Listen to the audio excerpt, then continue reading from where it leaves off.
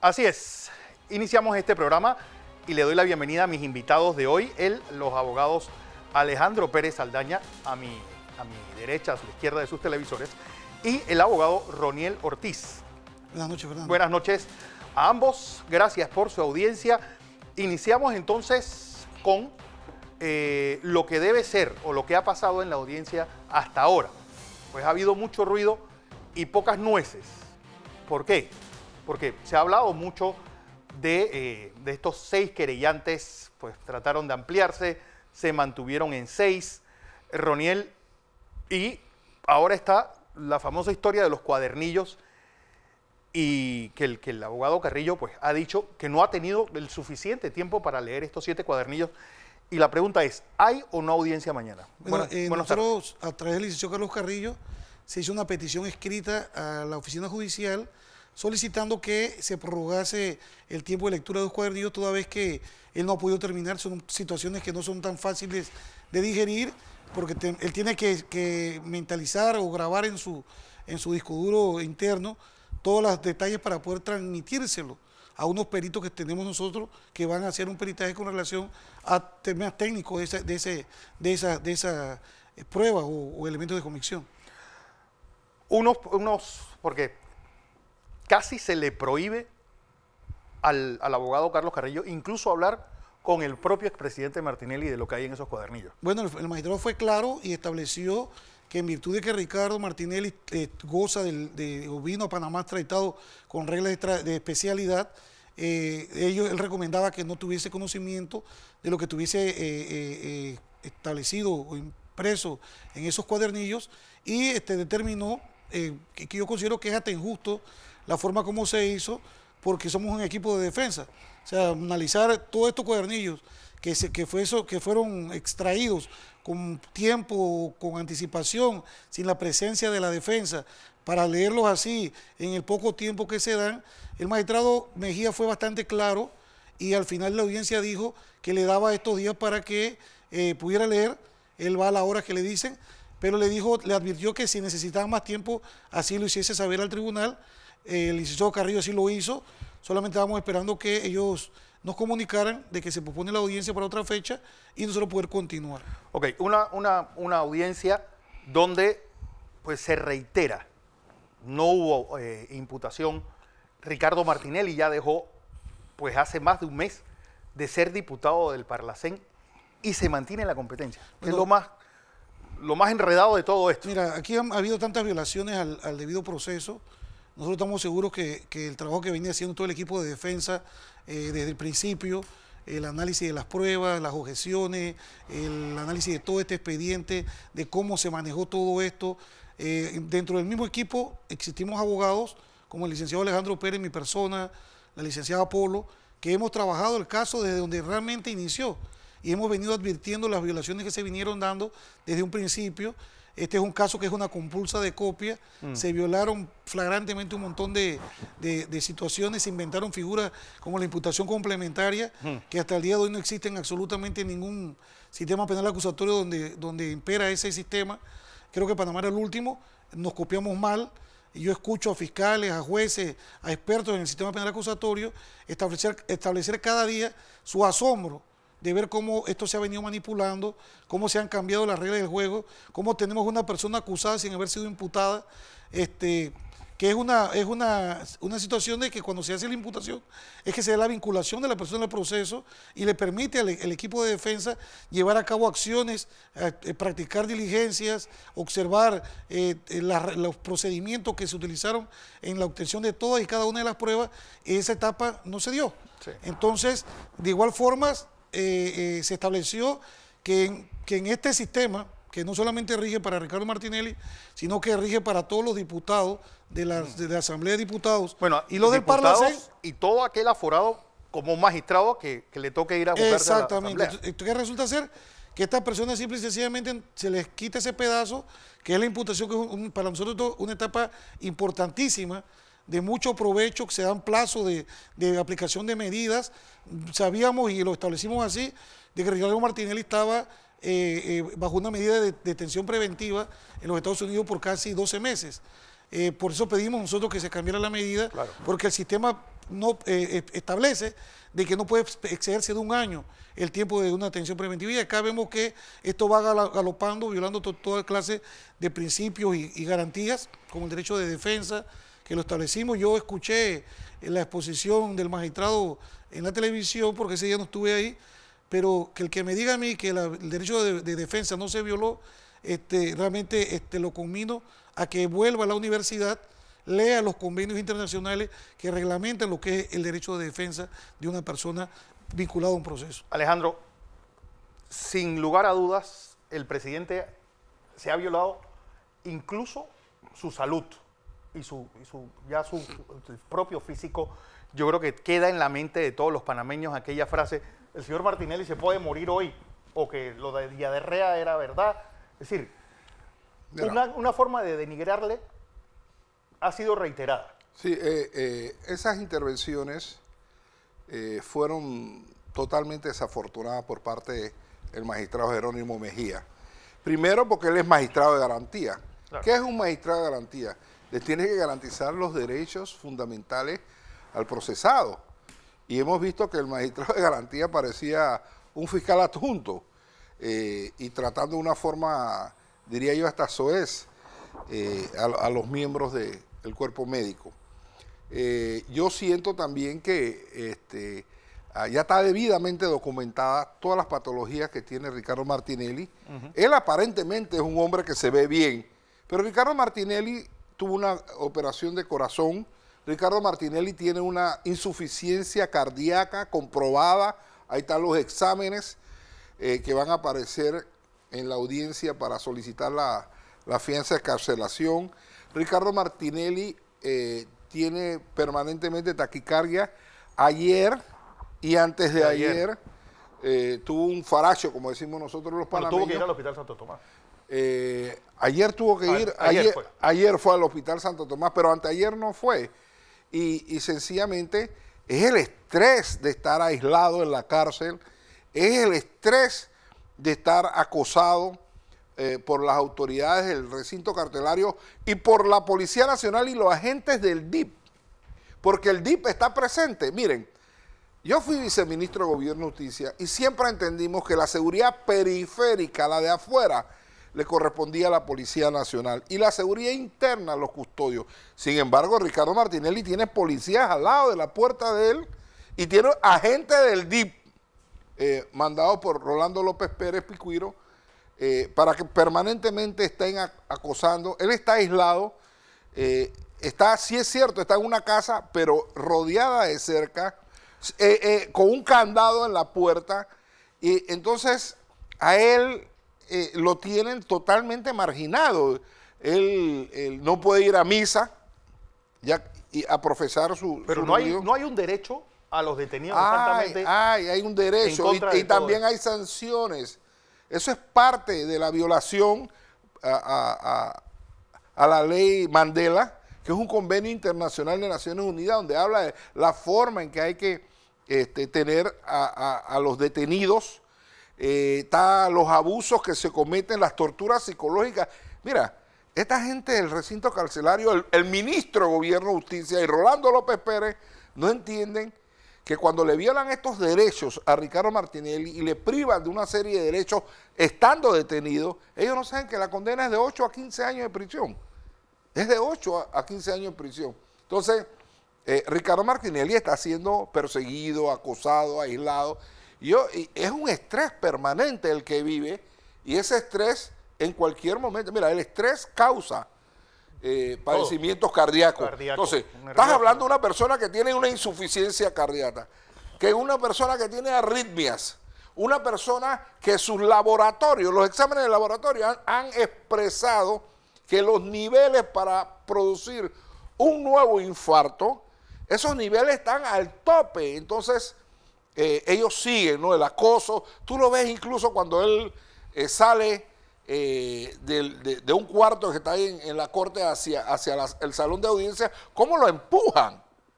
Entonces, ¿dónde está el hecho de que él está siendo procesado por pinchazos? Él no está siendo procesado por homicidio, él no es un asesino. Entonces, hasta la fianza le quiere aquí en Panamá. Hasta a los asesinos le han dado fianza. A los mayores maleantes le han dado fianza. Sin embargo, a Ricardo Martinelli no le dan fianza. Ricardo Martinelli lo tienen preso porque la idea de ellos es someterlo, quebrarlo, porque eso es lo que quiere Juan Carlos Varela. Pero no lo van a lograr. Pero tú eres político, Alejandro, vienes del partido panameñista, que ha sido hasta ahora un partido que siempre ha estado perseguido, un partido que siempre han tratado de humillar. Hay pues una prisa, y pareciera que es lo que se rumorea, que todo esto se está haciendo para que Ricardo Martinelli no sea ni candidato a ningún puesto, ni en la primaria de Cambio Democrático, ni en la recolección de firmas. Digo, eso es obvio. Independiente. Eso es obvio que lo quieren inhabilitar políticamente, le tienen miedo, temor, pero bueno, yo lo que siento es que este trato indebido que se le está dando a Ricardo Martinelli, él es un expresidente de la República. Esto viene acompañado de vejámenes periodísticos, vejámenes de algunas televisoras al servicio de los peores intereses del país. Todo esto es una confabulación en la cual el genio detrás de todo esto es Juan Carlos Varela, y el brazo ejecutor más feroz y más malvado es Rolando López Pérez Picuiro. Vale, Ronnie, audiencias como esta, donde han habido muchas violaciones, ya solamente la hemos tocado, pues el caso de la competencia de la Corte para alguien que no es diputado del Parlacén, que el Parlacén incluso ha reiterado varias veces que no es miembro de esta organización, lo de la imputación sin acusación, pero esto parece ser un juego de la silla, porque el que hoy es fiscal, mañana es, así es juez, el que hoy es juez, mañana es fiscal, y a la larga uno siempre cae en la misma competencia, que es la Corte Suprema. Uno habla con abogados de otros países donde se practica el sistema penal acusatorio y se quedan asombrados de escuchar esta cosa. O sea, un magistrado que en un día lo acusa, en otro lado defiende su derecho y su garantía, y simple y sencillamente, Fernando, hay un tema bien importante en todo esto. Cuando yo entré a este proceso, yo realmente entré como un asesor en el expediente principal, el que trajo 16 y que lo lleva a la Fiscalía Auxiliar y Crimen Organizado. Cuando yo leo las primeras páginas, yo arribo a la conclusión de que en las primeras 28 páginas había una catástrofe jurídica. ¿Por qué? En base a que, apenas yo leo el expediente, la primera página veo que se da una declaración de un número, una persona con número, sin identidad. Yo fui funcionario del Ministerio Público muchos años, aprendí, fui abogado, ahí nací, y fui director de denuncia 7 años. Entonces a mí me llamó poderosamente la atención cuando yo veo esta situación de que empieza con esto y no hay ninguna resolución anterior que establezca de dónde nació esta persona. Pero lo importante de todo es de que en esa declaración el mal llamado testigo protegido... Que a eso iba, Ronnie. ¿Por qué ustedes insisten de que este testigo protegido no es tal? ¿Y por qué se insiste también en retener y que no se sepa quién es el tal testigo protegido? Mira, es por la siguiente razón. Cuando yo leo las 3 primeras declaraciones que él da en el mes de julio, agosto del año 2015, 2014, yo leo las primeras que se me doy cuenta de que aquí había una cosa rara. Se le estaba dando una calidad de testigo protegido a una persona que decía que venía a traer un mensaje de una persona que se lo contó.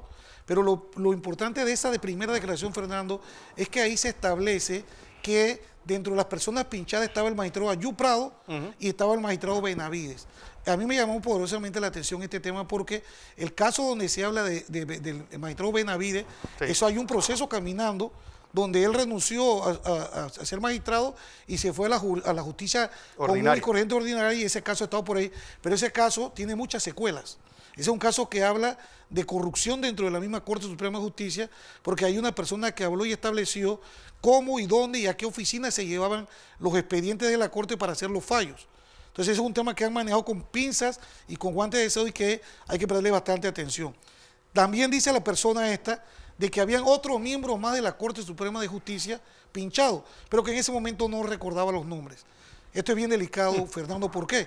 Porque si el resto de la Corte estuvo pinchada, por transparencia, ellos debieron haberse separado de esta investigación.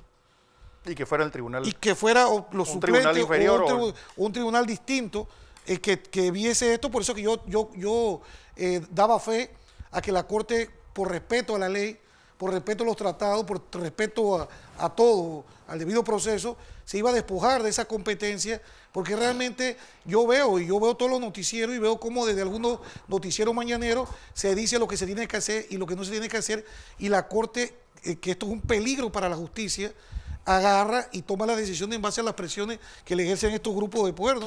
Quiero ahondar en dos temas. Uno, ¿qué debe ser esta audiencia de fianza del próximo viernes? Dos, las fiscales adjuntas. Si a un magistrado, bueno, a un diputado, y en esa es la condición que lo reconoce la Corte Suprema de Justicia del Parlacén, como lo es el expresidente Martinelli, ¿por qué aparecen estas fiscales adjuntas? Bueno, yo soy muy observador, y tú ves que yo me he trasladado a la mesa de atrás porque yo ya tengo la panorámica de todo lo que está pasando en el juicio. Harry ha sido muy astuto en meter los supositorios. Él ha dicho, de una forma ha dicho, y lo ha reiterado en diferentes audiencias, podemos revisar los videos.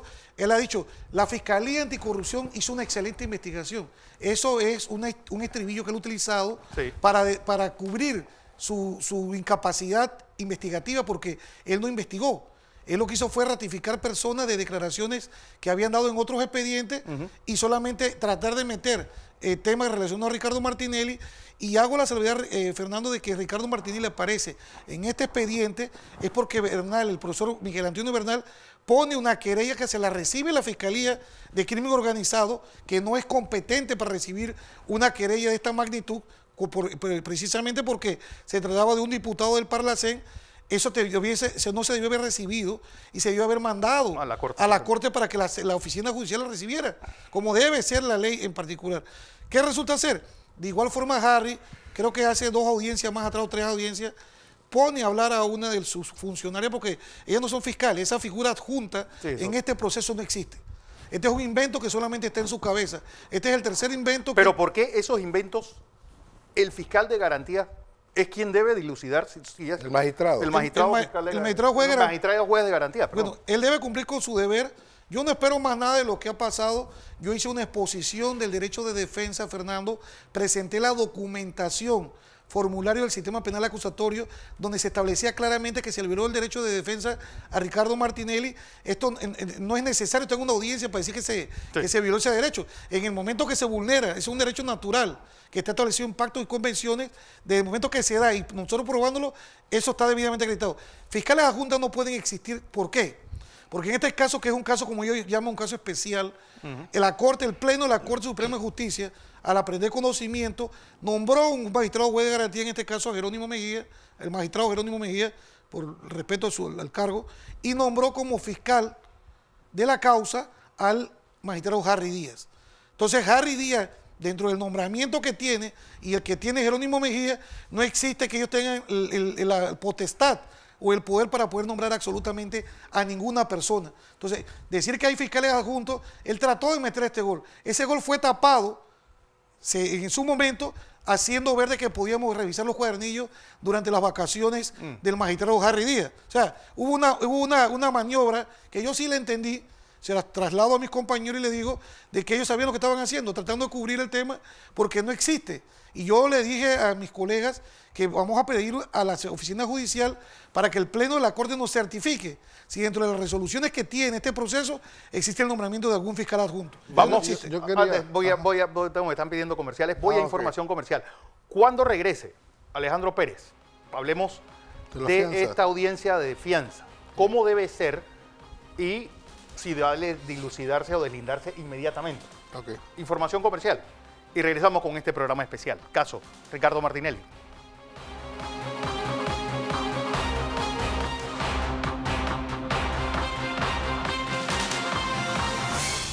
Estamos de vuelta.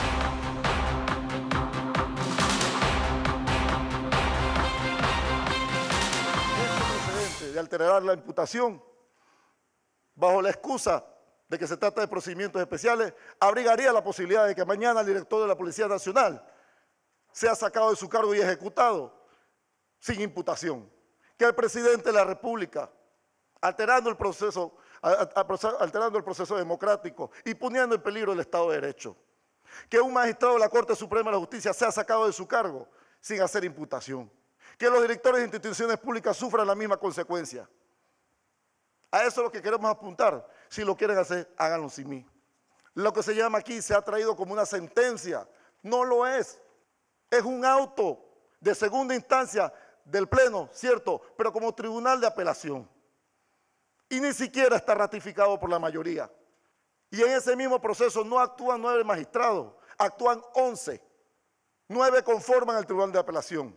Pero el fiscal y el juez de garantía también son miembros del Pleno, incluso son miembros principales. Y de esos 11 magistrados, el fiscal que presentó imputación y el juez de garantía que le dio curso, están de acuerdo con la imputación.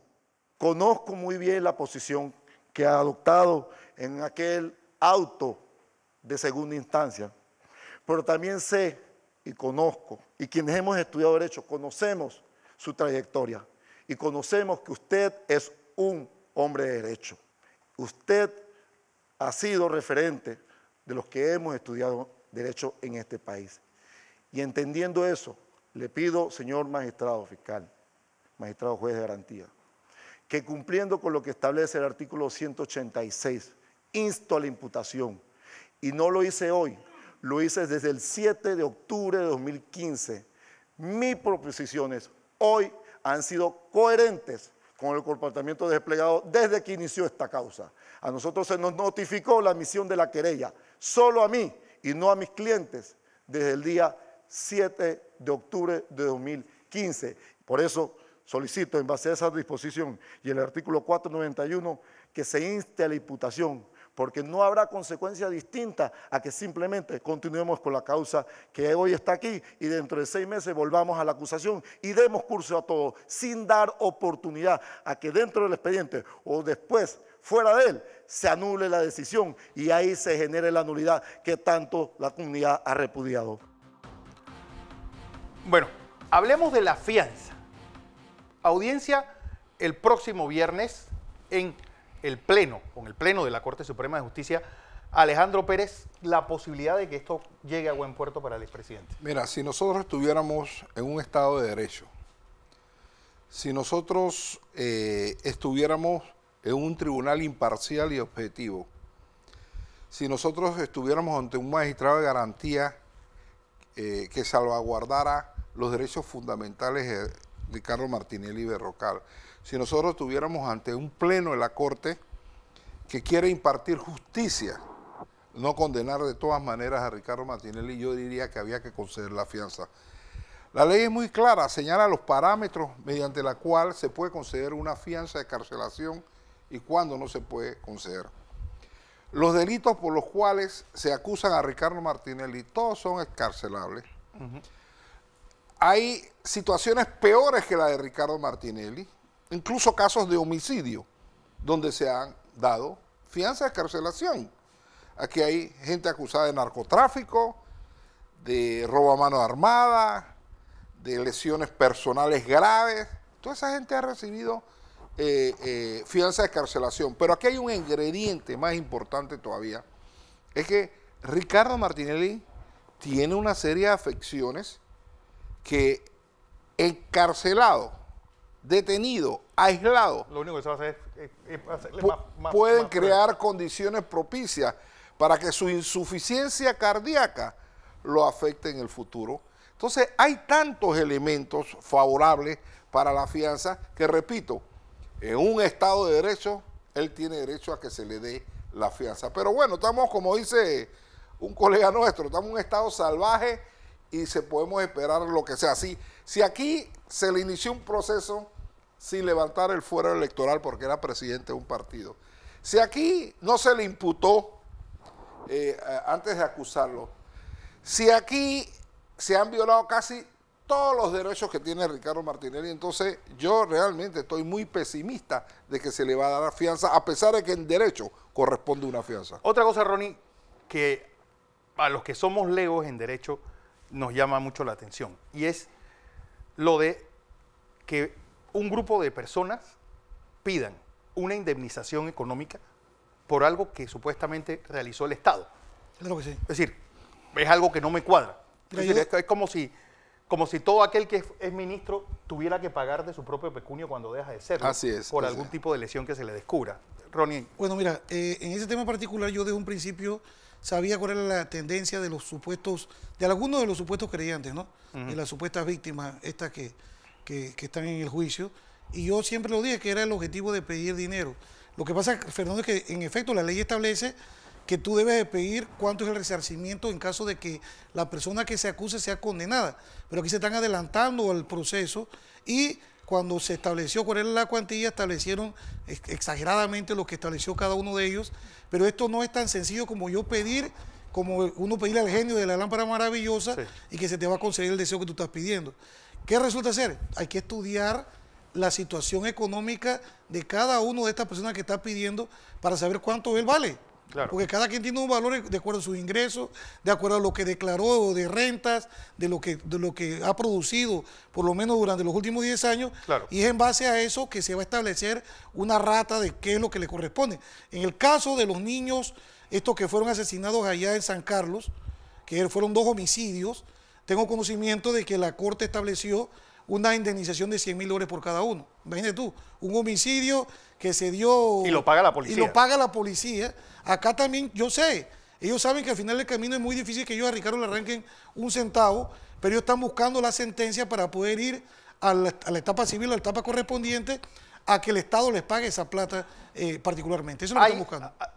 Hubo un ingrediente la semana pasada porque no puede ser que, según palabras de la propia procuradora, el lunes el magistrado de León haya dado por hecho que iba a haber una decisión colegiada sobre la competencia y esta cambie radicalmente el día viernes. Bueno, pero es que todo el escenario... Que el fiel de la balanza haya sido el propio Hernández León. Es que todo el escenario creado por la procuradora y por él mismo, por el magistrado Hernández León, era el escenario precisamente para frustrar la posibilidad de que se fallara en derecho. Porque realmente, si tú ves el tema de la competencia, no hay duda de que la Corte Suprema de Justicia no tiene competencia sobre Ricardo Martinelli porque no es diputado al Parlamento Centroamericano. Sencillo, eso está claro. ¿Por qué con Benavides sí ocurrió en medio del proceso? Sí, cuando iban, bueno, porque por lo peligroso del caso. Yo te dije que hay agua muy profunda que enredan expedientes de la Corte Suprema de Justicia que se ventilaban en oficinas privadas de abogados y que por eso se cobraba dinero y se mencionan personas que están involucradas en eso. Sin embargo, vemos que ahí no prestan atención realmente. Pero yo vuelvo a la declaración número 1, Fernando. Habían otros miembros de la Corte pinchados. Entonces, si no sabemos quiénes eran y la Fiscalía no se tomó la molestia de verificar quiénes eran, estamos ante una justicia ciega, porque realmente no sabemos si esos magistrados que sepan o tengan conocimiento de que si fueron o no pinchados por quien fuese, sí. Están de una manera transparente o objetiva, haciendo justicia como la ley lo establece. Yo considero que debieron haberse declarado impedido. Ok, porque ahí se dijo, o la semana pasada, en ese supuesto diálogo entre la procuradora y el presidente de la Corte Suprema de Justicia, pues se habló de 5.000 pinchazos. Incluso, en parte de la declaración, el magistrado Hernández León da a entender que entre el magistrado Díaz y el magistrado Mejía lo pincharon a él. Sí. Ella lo dice. Ella dice, yo veo que, y le he chateado a los noticieros mañaneros, pero ¿por qué no preguntan por este pedacito de la grabación que el licenciado Sidney Citón se dio a la tarea de poner a su personal de su oficina a transcribir y buscó los minutos exactos donde eso se dijo? Pero ese tema ni la procuradora lo ha querido tocar, ni los medios adeptos al gobierno, ni el Ministerio Público lo han querido tocar. Fernando, te hice un comentario de que hay una persona que va a declarar pronto de un lugar X que fue testigo de cómo esos periodistas que participaron con la procuradora y funcionarios que están atrás de sus espaldas se reunían para armar en hoteles con gente del Consejo de Seguridad testimonio y ofrecer cosas para que la gente declarara situaciones que realmente obligados, y el que no obligaron lo votaron de su trabajo. Eso va a venir pronto. Eso va a estremecer a este país porque va a salir a relucir los nombres de las personas que andaban en estas cosas y que son los que han estado agitando esto. Mira, eso que hizo la procuradora con los medios afines y los movimientos estos que nada más se representan ellos, sí trajo una consecuencia y trajo un perjuicio a Ricardo Martinelli. La Corte se sintió amenazada y por esto vino un fallo en contra que sí le trajo un perjuicio a Ricardo Martinelli, porque ella es clara al manifestar de que el fallo venía a favor, de que el caso se iba a caer. Entonces su declaración y toda esta laraca que ella formó sí trajo una consecuencia de que hizo que la Corte reculara, hicieran un fallo totalmente distinto a lo que estaba y sí le causaron un perjuicio a Ricardo Martinelli, y esto no es justicia, esto es justicia manipulada. A ver, entonces, mañana jueves no hay audiencia. No hay audiencia, el viernes es la de la fianza, uno de los colegas del equipo es el que va a sustentar, estaremos todos acompañando al señor Ricardo Martinelli, esperando la decisión. No debemos olvidar que las medidas de Ricardo Martinelli las decide el Pleno de la Corte Suprema de Justicia, porque ese es su tribunal natural, es el tribunal de juicio, el que decide ese tema en particular, porque así lo establece la ley. Alejandro, ¿qué se debe esperar? Bueno, yo creo que, repito, si es en derecho, le tienen que conceder una fianza. Pero yo no confío en esta corte genuflexa, esta corte que sirve a los intereses de Juan Carlos Varela, y yo siento que no le van a dar la fianza. Ojalá me equivoque, pero en derecho Ricardo Martinelli tiene derecho, valga la redundancia, a que le otorgue una fianza de carcelación. Bueno, vamos a ver qué pasa. A ambos, gracias por haberme acompañado, Roniel Ortiz y Alejandro Pérez Saldaña. Vuelvo con ustedes, Katy y Iván Donoso, con la emisión estelar del noticiero Next. Soy Fernando Correa y este fue un programa especial.